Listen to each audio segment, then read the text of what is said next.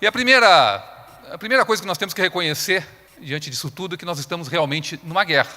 Há uma guerra que está acontecendo no Brasil, que está acontecendo na América Latina e que tem essa dimensão transnacional, transfronteiriça e que tem as mesmas causas em vários lugares. Ela se replica em um determinado nível mais alto ou mais baixo, mas se replica de acordo com a possibilidade que é oferecida pelos países, de acordo com o tipo de resistência que os países oferecem a essa investida, essa invasão vertical de bárbaros que tem tomado conta da nossa civilização e que tem buscado a destruição da nossa civilização, a destruição da ordem estabelecida para se destruindo essa ordem, construir uma nova ordem a partir do caos que está sendo gerado.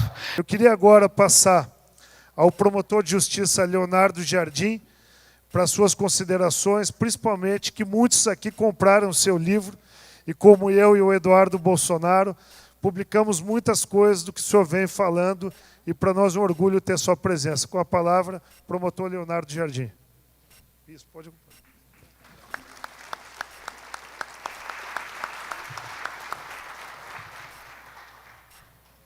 Boa tarde a todos, buenas tardes. Eu cumprimento o deputado Francisquini, que está comandando essa mesa redonda, cumprimento os demais participantes, senador Zavala, o general Jorge Cuellar, cumprimento à distância o ex-presidente Álvaro Uribe, cumprimento todos os que estão presentes aqui, agradeço à Fundação Índigo por ter me convidado para esta solenidade.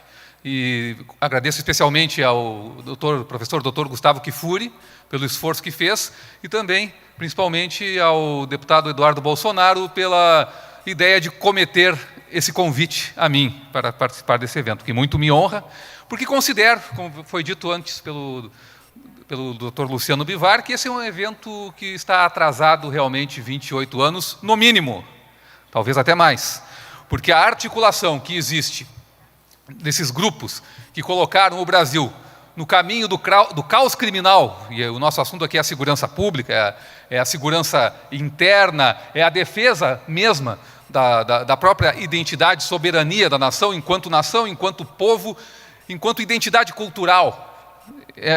Esse caminho tem sido trilhado há muito tempo de forma organizada e nós temos um dia que pensar em estabelecer uma reação igualmente organizada.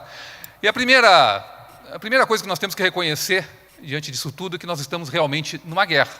Há uma guerra que está acontecendo no Brasil, que está acontecendo na América Latina e que tem essa dimensão transnacional, transfronteiriça e que tem as mesmas causas em vários lugares. Ela se replica em um determinado nível mais alto ou mais baixo, mas se replica de acordo com a possibilidade que é oferecida pelos países, de acordo com o tipo de resistência que os países oferecem a essa investida, essa invasão vertical de bárbaros que tem tomado conta da nossa civilização e que tem buscado a destruição da nossa civilização, a destruição da ordem estabelecida para se destruindo essa ordem, construir uma nova ordem a partir do caos que está sendo gerado.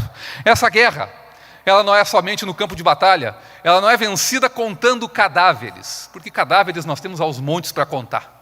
Só no Brasil são 63.850 mortes violentas no ano de 2017. São mortos demais que nós temos vivendo aqui, morrendo aqui.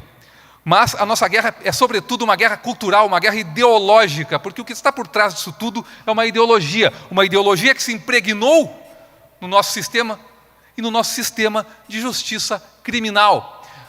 Hoje, o primeiro mecanismo para tentar resolver esse problema é buscar essa mudança de mindset, essa mudança de mentalidade, saber que tipo de mentalidade nós estamos empregando e que ela é a causa de tudo isso que nós estamos vivendo hoje.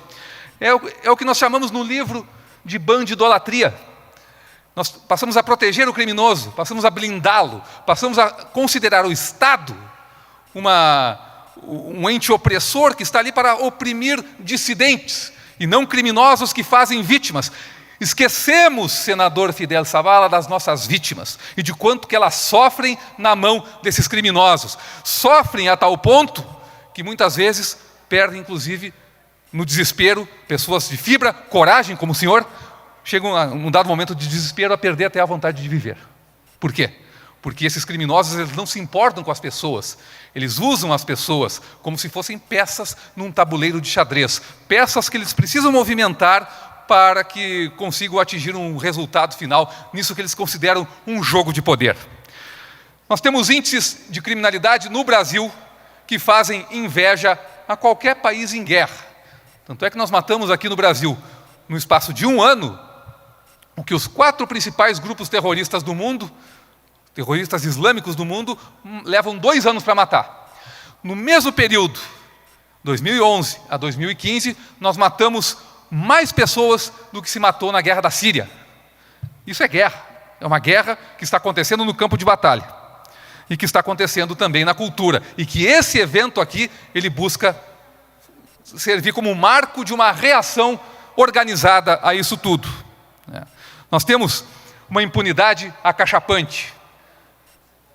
De 63.850 homicídios que nós temos no Brasil, segundo a Estratégia Nacional de Segurança Pública, de 5 a 8%, deputado Francisquini, tem a autoria esclarecida no país. Ou seja, nós temos mais de 90% de impunidade nos crimes de homicídio, que é o crime mais grave que pode acontecer para um ser humano.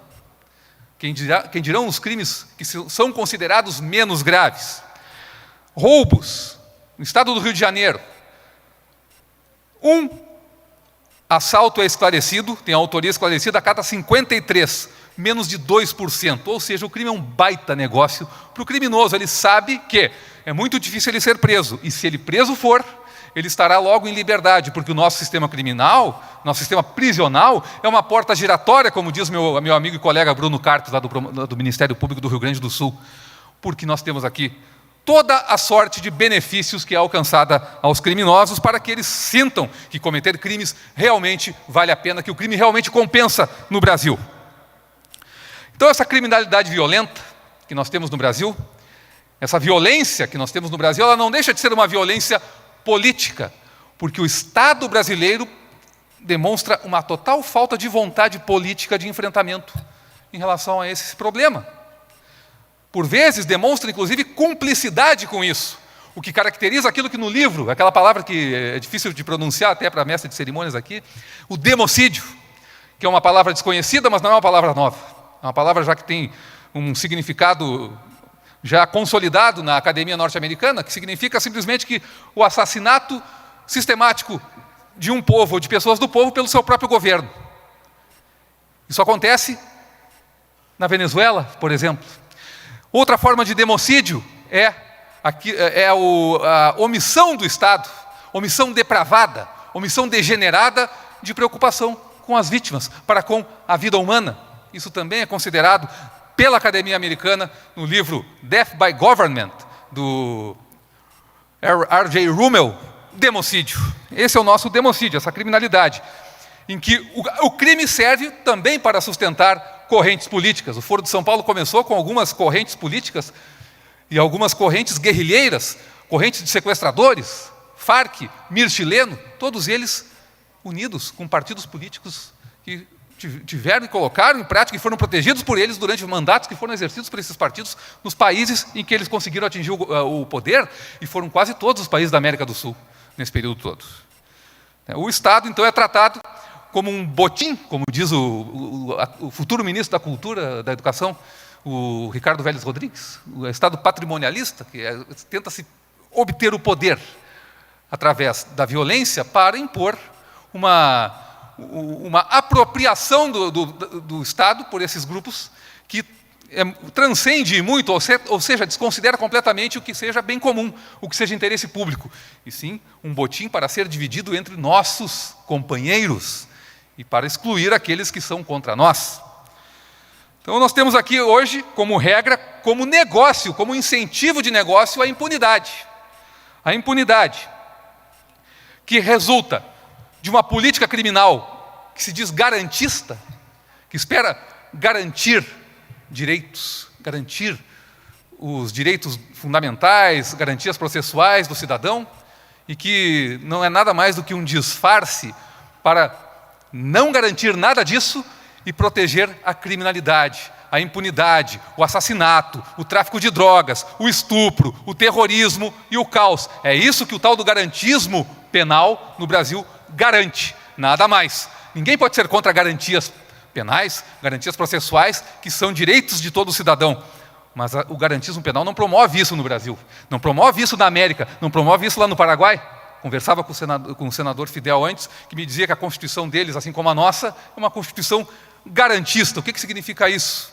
Que nós estamos interpretando a Constituição de modo a sequestrá-la para fins políticos. E aí entra o Poder Judiciário exercendo uma influência nefasta no nosso sistema de justiça criminal através do ativismo judicial, que cada vez mais protege criminosos, cada vez mais se desapieda das vítimas da criminalidade. Então nós temos esse sistema de política criminal laxista que resulta em uma política que é levada a efeito pelo legislativo cada vez mais frouxa.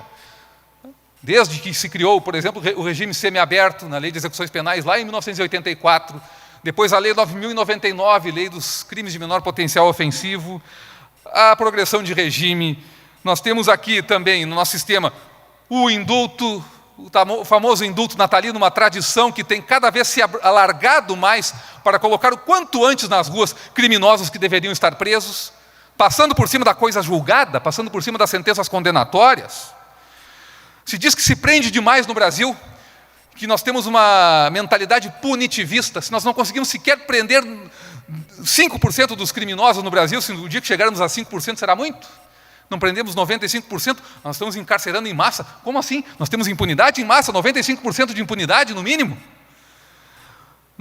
A nossa lei penal não permite prender em regime fechado mais do que 2,87% dos tipos penais que nós temos em vigor no país. O resto todo, mais de 50%, permite a transação penal, que é, ou seja, evitar que o processo comece, que o Ministério Público denuncie o criminoso.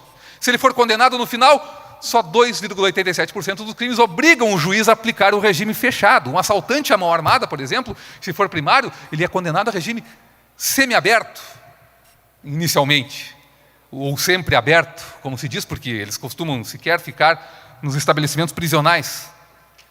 Então o Executivo leva a efeito essa política criminal através de um sistema prisional que é sucateado e que serve de propaganda para o desencarceramento.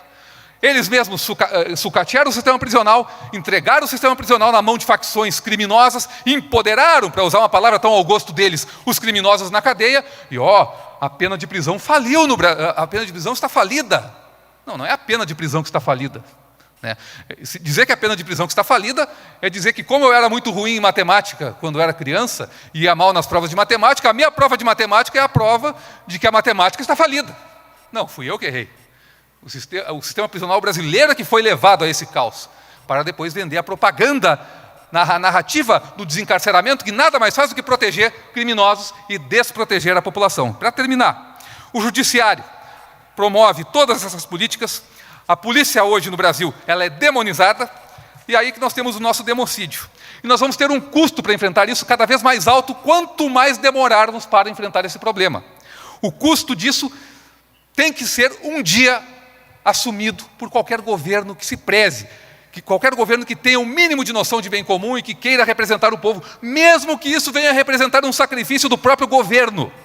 É preciso coragem, mas uma coragem que não é somente uma coragem moral. A coragem moral é muito necessária, mas tem que ter coragem física, como se teve na Colômbia, para enfrentar esse problema. Coragem física, colocar na reta, pensando no próximo, pensando no bem comum, porque nós estamos em posições de responsabilidade demasiada para que nós pensemos somente em nós e nos nossos umbigos.